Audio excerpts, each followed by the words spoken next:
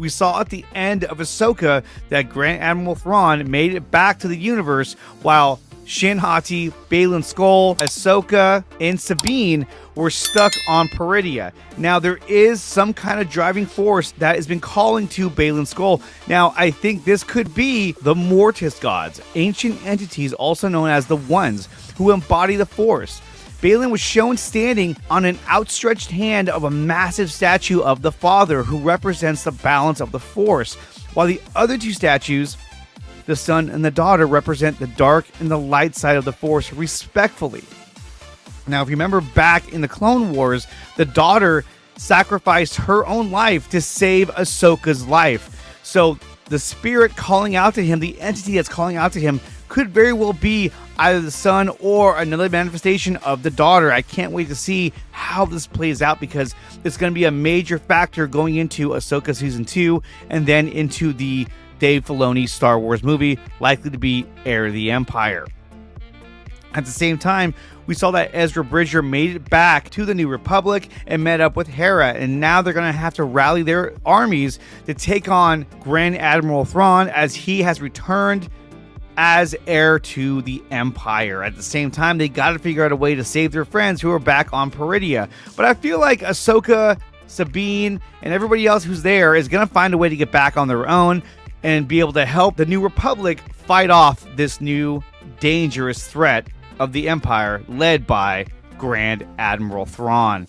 Now, Thrawn was on his way to the Night Sisters' home world of Dathomir. Thrawn's primary objective throughout Ahsoka was to escape Peridea and return to the Star Wars galaxy, aiming to revive the Empire and restore Emperor Palpatine's dominion. His plan was slowly unveiled throughout the series, and it was even confirmed that he had awakened and forged an alliance with the Great Mothers, who were clearly eager to leave Peridea as well. We saw at the end of the show, his journey included taking the grandmothers of Dathomir along with him, and the last glimpse of him showing him heading to the witch's home planet with a cargo containing caskets, presumably holding deceased stormtroopers, or something greater. This scene would suggest that Thrawn will maintain his alliance with the Great Mothers, offering his protection and support in exchange for their services. Dathomir could potentially be both the residence of the Great Mothers and Thrawn's strategic base as he embarks on a task of rebuilding the Empire. Aligning himself with the Great Mothers provides him with a substantial army, as he can resurrect stormtroopers into night troopers, which could make him an unstoppable force for the New Republic. On top of that, this could cause some dissension within the New Republic, as galaxies may try and side with Grand Admiral Thrawn for fear of annihilation. Now, this scenario shares similarities with Thrawn's strategy outlined in the 1990s Heir of the Empire book trilogy, which serves as an inspiration for Dave Filoni's narrative. However, rather than relying on cloning technology at Mount Tantiss, Thrawn's resurgence involves harnessing the powers of the Night Sisters or Great Mothers to bolster his military might. And that's the difference we're going to get between the legacy novels and what we're going to be getting through Dave Filoni's Heir of the Empire.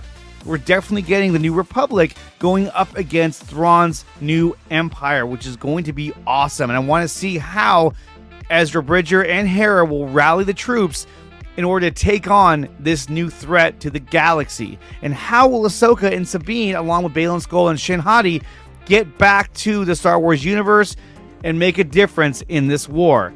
Guys, let me know what you think about the idea of Heir of the Empire by Dave Filoni, incorporating the Ahsoka characters, the Star Wars Rebels characters, and the Mandalorian characters. And should they recast Han, Luke, and Leia for these set of films in order to really flesh out the true Star Wars universe?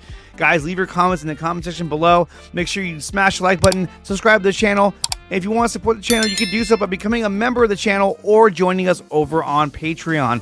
We also have links to merchandise over on teespring.com, so definitely check that out. And for all you sports fans out there, check out The Krug Show.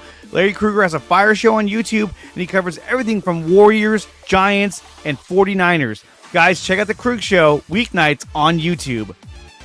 And guys, stay locked in the channel, as we'll be bringing you all the news coming from Marvel, DC, and Star Wars, and we'll be giving away a free copy of Zack Snyder's Justice League and this Game of Thrones Iron Anniversary Pez collection at the end of the month as my way of saying thank you for supporting the channel. If you want to be eligible for these giveaways, make sure that you're either a member or you joined us over on Patreon. And with that being said, guys, I will catch you next time.